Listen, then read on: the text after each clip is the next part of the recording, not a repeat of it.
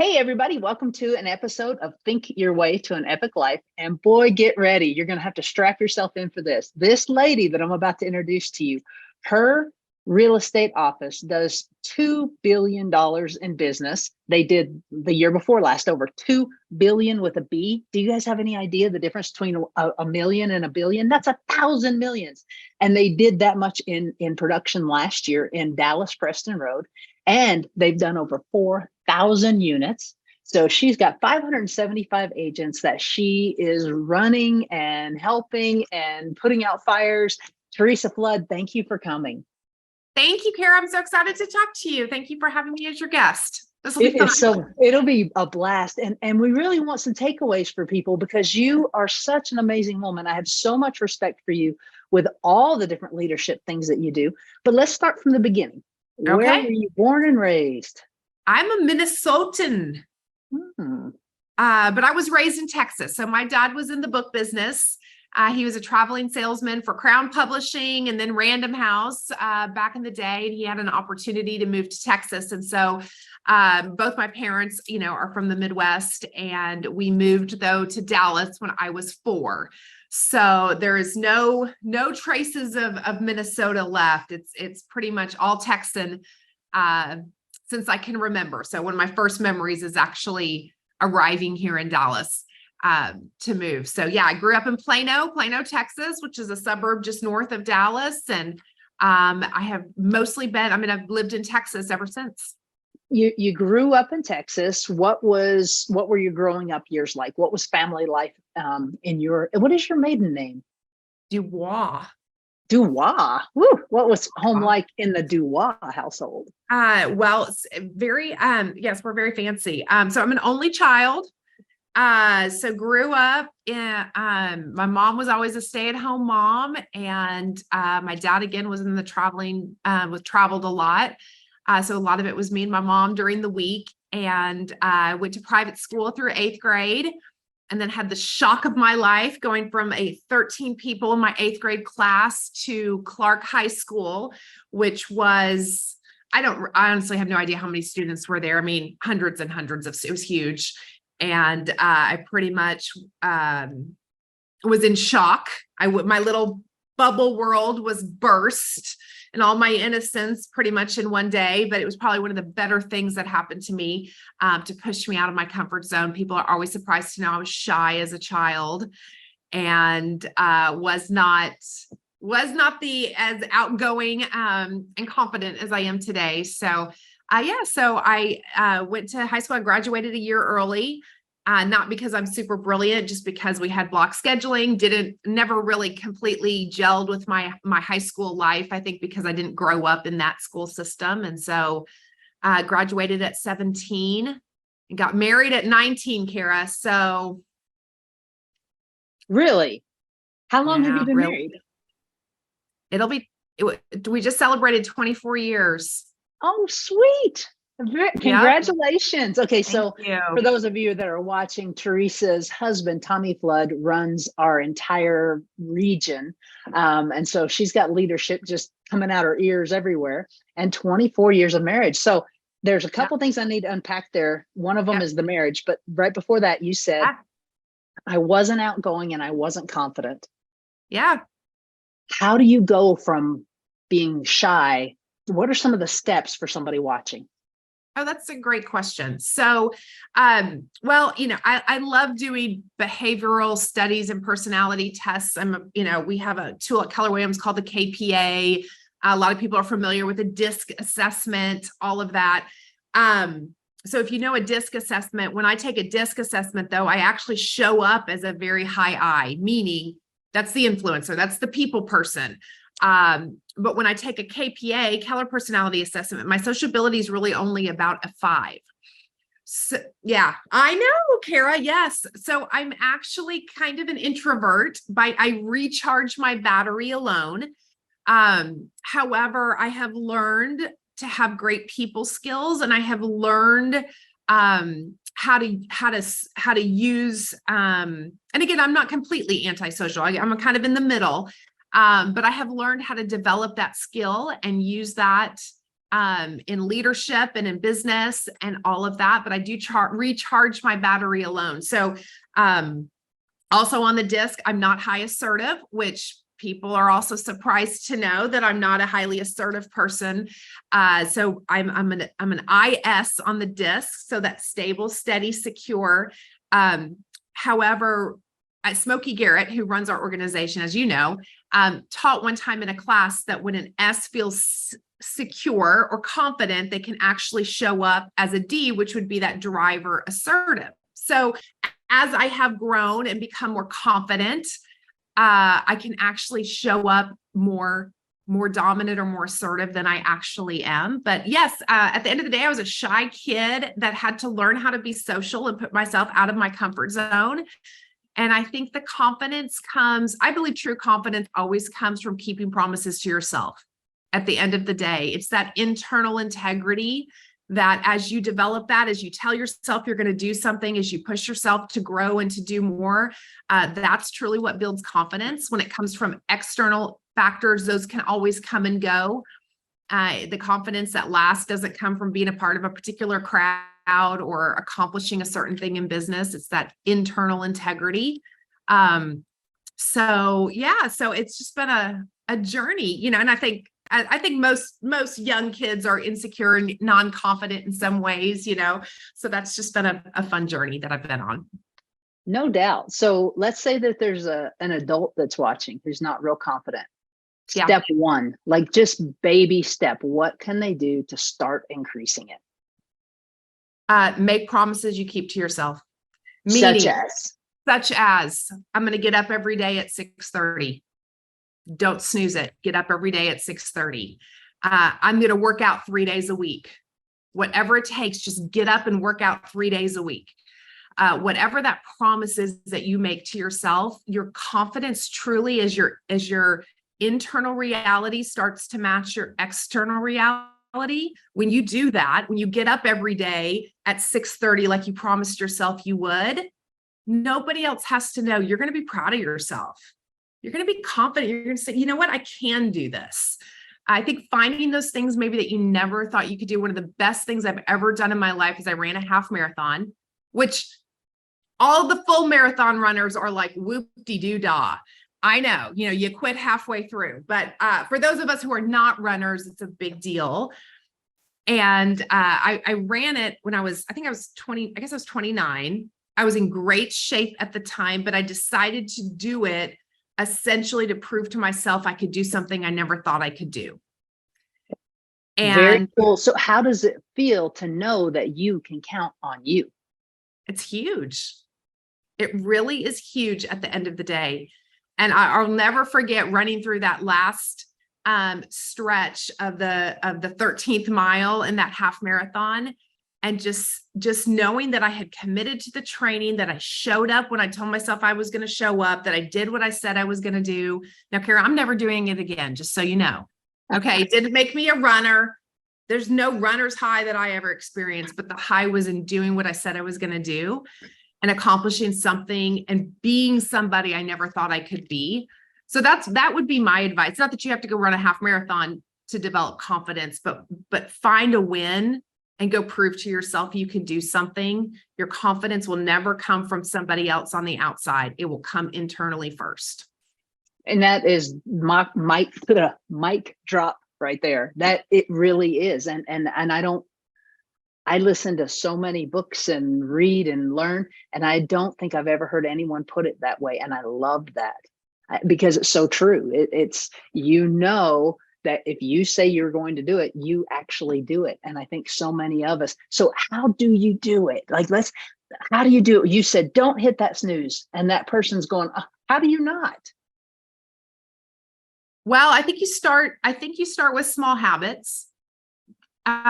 You start with small victories and you build them on top of each other. I love the book Atomic Habits. I think it's a great book. So I'd recommend anybody pick that up and read. I don't know that there's a secret sauce. I think you just have to muster it up and do it. And then if you fail, you don't beat yourself up. You get back in the game and you pick it back up again, and you don't let that completely derail you. You keep going, you keep moving forward. And sometimes life is 2 steps forward, 1 step back. The goal though is we're still forward, right? Let's not do two steps back and one step forward, right? Let's get it forward. And I think that's it. It's never a perfect linear line to anything in life. Speaking of linear lines, let's talk about your career. What started? What was the beginning of your career? What were you doing, and how did you end up? Wow, where you are today? I don't know. It's crazy. It's just amazing, really, to look back and I feel so blessed. It was all key relationships. Everything that happened was key relationships. And so I said I got married. Tommy and I got married when I was 19. So I married into a real estate family. And Tommy at the time, I had just graduated from Bible school and he was a youth pastor. We moved out to East Texas, out in Longview. And my father-in-law at the time owned a mortgage company. And so he opened up a branch in Longview, hired me to answer the phones. And I got very bored very quickly. And so he taught me how to originate loans. And I mean, you talk about the blind leading the blind. I had really no idea what I was doing, but I would go call on real estate agents and title companies and started to learn the mortgage business. And then we moved back to Dallas area about 3 years later. And so I went to work for a home warranty company, First American Home Warranty. And I did that for quite a few years as a sales manager. Okay. And, so I learned, the home warranty business is wrought with problems because people call you because they got a problem. So that's really where I cut my teeth on customer service, on sales, on conflict resolution, on learning how to simmer somebody down, right? And really deal with something and come up with a great solution, especially when things were not even in my hands always. So it toughened me up. I'm not a conflict person. So it was a very good role for me actually in my leadership journey to learn how to confront things head on and do that. So I did that for a lot of years and it was a great opportunity. And then Tommy actually came to work for Keller Williams in 2013. I had Brett Caldwell, as you know, he was here in Dallas at the time, and he had called me. I have twins that were 1 at the time, and he called and said, "Are you interested in exploring a leadership opportunity at Keller Williams?" And I said, "Thank you, no, thank you." Because I had little babies, and I was like, "No, not interested in that." And I said, "But you should talk to Tommy." We knew change was coming, and I said, "I think he would be great at that." And so Tommy actually came on as the team leader in our Rockwall Market Center. And about 6 months later, Brett hired me as his assistant team leader. So incredibly grateful for that relationship. Okay, stop there. Yeah. Hold on. That's big. So you were Tommy's assistant team leader. So you're married, you have small children, and you work together? Well, actually at that time, no. So Tommy was team leader out there. And then I was Brett's assistant team leader here at the office I'm at now. Yes. Okay. Yes. Got it. Okay. That's a big difference there. Yeah. Okay. Yes. Although we have worked together and we work together now. So we've done quite a bit of that. We're one of those crazy couples that it actually works out okay. That is so cool. So talk to me a little bit about that. I'm still the boss. I'm sorry. Go ahead. I said, no matter what the title is, I'm still the boss. Okay. All right. We know who wears the pants. So, but really, how are you working together now? Because that is a real thing. Real estate, it's very difficult for the public who's watching this. It's very difficult to be married to a realtor if you're not one and you don't understand what it is and how it is. So how do you two work well together? I think, we worked together in the early parts of our marriage in youth ministry and, learned kind of that dynamic. We're interesting because we're not polar opposites. Sometimes husband and wives are literally just opposite and they make a complete perfect person like together, right? They have all the things. We're alike in some ways. We have some similar strengths, and then in some ways we're very different. And so it's interesting because we don't necessarily have two completely distinct lanes, right? Whereas if our skill set was very different, meaning one more sales, one more admin, it would be very clear. But we've always kind of overlapped each other a little bit. So we've had to kind of learn how that dynamic works. But I think it's just mutual respect at the end of the day. I think, and And while we're very competitive, we both want each other to win. That's beautiful. And so I think when you want that for each other and you respect each other and you cover for each other, it can be just such a great dynamic. That is awesome. Not perfect. Okay. So now you've done all these things. You're an assistant team leader. What next? So I was in the assistant team leader role for about 3.5 years. And Brett got an opportunity, who was, again, the team leader who I was working for, had an opportunity to move to Atlanta for more opportunities at Keller Williams. And so Smokey, who owns and runs our organization and offices, was going to be rehiring for that team leader role. And so actually Tommy and I interviewed together to be co-team leaders. And so we started together here, leading this market center. Oh my gosh, that's brilliant, because it is definitely not a one-person job. Oh my gosh, team leaders are hardworking people. So how did that work? How was that? It was great. We actually enjoyed working together. Again, not that every day is perfect and great, but again, we liked that dynamic, and our kids were, still pretty young. And so again, it was just, it felt like our life was just in congruence together, working towards the same things. And so it was a really amazing experience. And, I owe so much gratitude. I told you, all along the way, it was key relationships, and so grateful to Smokey, because he really, in some ways, took a risk on us. Because I remember in the interview process, him asking, well, what if one of you, I'm sure he said it more eloquently, but essentially, what if one of you is no good? Then what am I going to do? Right. So it's all our eggs are going to be in this one basket. And so he took a chance on us. They hadn't had married co-team leaders like that in this role. And so it was a bit of a risk for him, I think. And he took a bit of a gamble on us. And I think he paid off, but it definitely paid off for us. So yeah, very grateful for that. I think it paid off for everybody. That's one of the Keller Williams isms, is win-win or no deal. So yeah, that's right. I think it's one for everybody. Okay. So you're co-team leading, everything's going great. Next thing that happens is COVID happened. So we were COVID team leaders. And in August of 2020, Tommy had the opportunity to move into a regional director role for Keller Williams, as well as step in with Smokey to run all of the growth for his 14 market centers or offices. And so in August of 2020, I took Dallas Preston Road, this current office, on by myself, on my own. And so that was just a different challenge. And it was just the right timing, the right timing for something new and for something different. So that here I stand today. Okay. So August of 2020. So we're talking 3 years ago. It's August now. Yep. You've been 3 years running this incredible team. I mean, seriously, the numbers you guys put out are just mind-boggling. You have recruited hundreds of agents. And let me just say, I think that now maybe it's just a limiting belief on my part, but I think that's got to be probably the hardest thing in the world to do, is to get someone, even if you can show them the incredibleness of what Keller Williams has to offer, to get them to move from what they're already doing. Wow. What are the skill set required to do that? Oh, that's a great question. I think that, I think ultimately you first show somebody you care.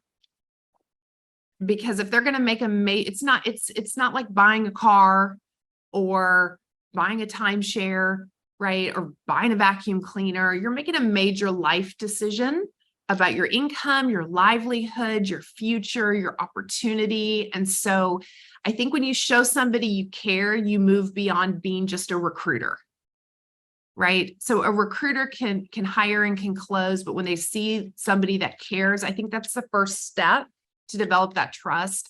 And then I think it moves into showing them that you can help them, that you have the ability to close the gap between where they're at and where they want to be, and just kind of moving through that leadership journey with somebody.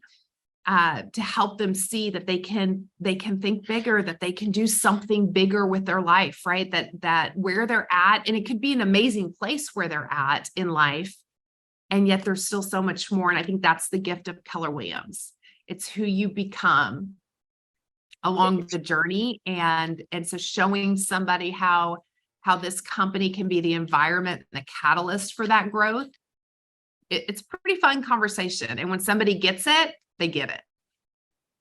I don't think anybody can possibly get it until they're until Yep. they feel it. That when I was recruited to KW, it took 7 interviews because I thought there's no way it can be as good as Jake Henson is saying it is. It can't, no business, no work can be that good. Well, it's better than what he said. The culture is almost impossible to describe. So tell me 1, 2, maybe even 3 stories of someone who came in that you recruited in, and now their life is absolutely so much better because they said yes.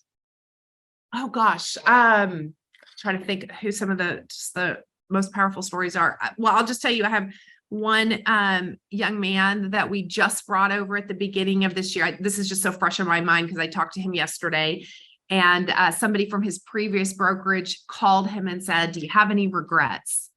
And he said, "None. I have done as much business halfway through the year. I made as much money halfway through the year as I had did the entire year last year. I'm going to blow and surpass my goals out of the water. And this environment is just amazing." And so that's what it's about, right? It's promises delivered. And so he's setting me up an appointment with that person from his previous brokerage, right? Because the proof is in the pudding. It truly is. It truly is. So why do you think you care so much, Theresa? I think people can feel it. Yeah. Well, thank you for that. I've always wanted to make an impact. I think that is the ministry side of kind of our lives. Being in youth ministry, I felt that was a calling. I feel like what I do now is a calling. It's never really about real estate. It's never really about what it's about. It's always about people. And so, I loved my job at First American. But the conversations that I was a part of day in and day out were mostly about things like seller's coverage and broken hot water heaters. And you can make a difference in any job or any impact. So please hear my heart on this, that job was not lesser than. I am in just such an amazing place right now that I do have an opportunity that the majority of my conversations get to be about impact and about really people's lives and personal growth and mindset. And I just think it's all inside to outside. We grow internally. There's a bold law, which is one of our programs around here, as you know very well, that your business will grow to the extent you do. And so I think that's what it's about. And as we go on a personal growth journey and mindset journey and all of that that's what reflects on the outside. And so that's really just I think that is probably one of the things that I'm just most passionate about, is helping people inside to outside. And you have all the tools, right? Like, just how many books would you say you have read on leadership or personal development? Just a wild guess. Hundreds, maybe. Exactly. Yeah. Exactly. Never thought about it really in that term. So, yeah. Well, I mean, if you want to accomplish something, you need to study it to be able to accomplish it. And Yep. I don't think people realize that very few. I was one of the few because I was so into personal development. But when Keller Williams came and got me, it was as if my tribe came and found me, because I didn't know where people hung out that thought like I did, that just couldn't wait for the next book. Oh, there's another podcast. Oh my God, you got to hear this one. Right. And we're all like that. We're a bunch of freaks. Yeah. We need a lot of help, Kara. That's really what it is. So It truly is what it is. You would think that someone could come to you and say, okay, you have 575 agents that you are responsible for. You have children, you have a husband, you have all these leadership roles. Why are you still listening and growing? Have to. I have to. I think I heard somebody say, I don't remember who to give credit to on this, but if you are bored, you've likely stopped learning. And I thought that is so true, that so many times we get stuck in a rut or we think we're burned out and we're actually not tired. Sometimes we're legitimately physically tired, and sometimes we've just not had a new challenge. Sometimes it's just that we've learning or growing or becoming, and that's actually what has us in the rut. And so I know that I have to grow. I have to be learning. If I'm going to be pouring out, I've got to have something coming in. And so that's what energizes. Yeah. You know, another thing that I really respect about you is, you know, COVID changed our world. We all were on a leadership call 5 days a week. And I'm so grateful for that time. I'm so grateful that we all had each other. Yet you have continued to do a morning huddle every single morning religiously. Yep.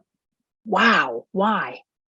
I need it, Kara. That's why at the end of the day, I tell everyone we will not cancel this huddle, because this huddle, it's 15 minutes, 8:30 to 8:45. I bring on a lot of guests like you. Thank you so much. But I speak on it a lot. And I do that because if I'm going to speak on it a lot, I have to be reading. I have to be listening. I have to be growing. I have to have something. And it holds me accountable every day. You know, I get up at 4:30 to go to the gym and work out. So I'm like ready for lunch by 8:30, but it keeps me accountable to a schedule, to have my makeup on and my hair done and be in front of that computer every day at 8:30 with positive energy and a great attitude. And so I know if it's going to help me, it's going to help others. And so we call them the huddlers. We have a great group that has truly commit. I mean, they're on there every single morning. You know, in real estate, you have so much flexibility. And there can be a lot of danger in having that flexibility without the structure. And so this kind of just helps people anchor their mornings with something positive and learning based. So it's really fun. I will say, though, we do that because I know that I need a huddle to keep sharp as a leader and to keep growing. And so we're just going to keep on going. You know, all successful people are just lucky. Just ask any unsuccessful one. And I just really like pointing out the things that you are doing, because you will hear people that will say, it's easy, you know, personal growth is easy and all this stuff is easy. Mm-hmm. Well, that's just a lie. You have to stay on top of it. You're getting up at 4:30 a.m. to go to the gym every day. No, not every day. I do Orange Theory. So I do that probably 4 to 5 times a week. So usually at least once on the weekends. And then if I don't go to the gym, I get up about 5. So, and then that's my reading, studying time. But I don't have to get up at 4:30 if I'm not going to the gym. I could push it to about 5. Are you doing a miracle morning? Your version of it? I mean, yes, I've read that book. So I don't run it the exact system of the book, but I think it's pretty miraculous, you know. There's a spiritual component, a learning component, a physical component. And then just, you know, I've got young kids and they're getting a little bit more self-sufficient, but then it's getting lunches ready and hair braided and, you know, bags packed and shooing them out the door. So it's fast and furious in the mornings for sure. But, mornings are key for me for sure. Winning the morning is a big deal. And if I win my morning, the rest of my day can be successful. All right, guys, take it from a leader, a serious leader, a very successful woman. Win your mornings. And that's when you have the most discipline by far. So just do it. Just start small, like she said, you know, little tiny little steps, and then it adds up into a great habit. And read Atomic Habits. What other books or podcasts do you recommend for our listeners? Oh, great one. I'm a big fan of Patrick Lencioni. He has a podcast called At the Table. It's excellent leadership podcast. He also has a new book out called The Six Working Genius that I absolutely love. There's a great podcast on that. So if you want to learn about team dynamics and making sure everybody is on the right seat in the bus to be the most energized and fulfilled, that one is spectacular. Of course, I love empire building with some fabulous KW women. So it's for men and women, but I would say women in particular, working moms. You're going to really resonate with that podcast. It's phenomenal. Think Like a CEO with Gary Keller. I love John Maxwell's leadership podcast. Well, you could just keep going, couldn't you? I could. Let me tell you, what I'm reading right now that's kicking my butt is the book You Told Me. The Big Leap. It's huge. That one's huge. And once you're ready to get your butt really, really, really kicked, this one. Oh, is it backwards? What got you here won't get you there. I'm still bruised from this one, I read the first chapter and I thought, oh man, this is me. I have an upper limit problem. So all you listeners, you should get this book. It's a good one. It's fun. It's fun. I feel like, Theresa, we could go on for days and it's just so fun to talk to somebody who's there and is growing and going. Thank you for your time. Your time is incredibly valuable and you shared it with us and we appreciate it very, very much. Do you have any last tips or tricks for our audience? Listen to Kara's podcast. She's an incredible leader and she's always going to bring the goods. So there is nobody more smiley with positive attitude in our world than Kara. So listen to Kara's podcast and add that to I'm adding it to mine. Right on. Thank you. Love you, girlfriend. Hey, love you back. Bye-bye.